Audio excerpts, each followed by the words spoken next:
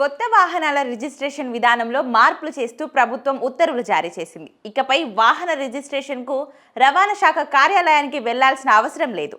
వాహనం కొనుగోలు చేసిన షోరూం వద్దనే రిజిస్ట్రేషన్ ప్రక్రియ పూర్తి కానుంది. వాహన రిజిస్ట్రేషన్ కార్డ్ ఆర్సీ నేరుగా యజమాని ఇంటికి స్పీడ్ పోస్ట్లో వచ్చేస్తుంది.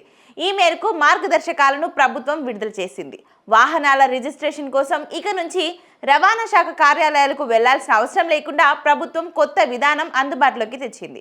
వాహనం కొనుగోలు చేసిన షోరూం వద్దనే రిజిస్ట్రేషన్ ప్రక్రియ పూర్తి కానుంది. ఆ తర్వాత రిజిస్ట్రేషన్ కార్డు నేరుగా ఇంటికే పోస్ట్లో వచ్చేలా ఏర్పాటు చేశారు.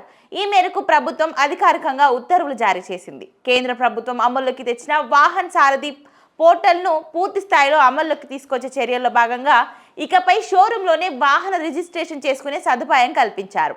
రాష్ట్రంలో సగటున ఏటా 6 లక్షల ద్విచక్ర వాహనాలు, 1.75 లక్షల కార్లు రిజిస్టర్ అవుతున్నాయి.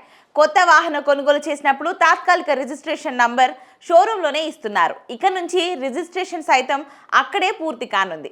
తాజా నిర్ణయం మేరకు ఇక నుంచి వాహనాన్ని విక్రయించిన డీలరే వాహన శాశ్వత రిజిస్ట్రేషన్ కోసం ఆన్లైన్లో దరఖాస్తు చేస్తారు. అవసరమైన పత్రాలను ఇన్వాయిస్ ఫారం 21, ఫారం 22, బీమా, చిరునామా రుజుం, వాహన ఫోటోలను అప్లోడ్ చేశాక రవాణా శాఖ అధికారి నంబర్ కేటాయిస్తారు.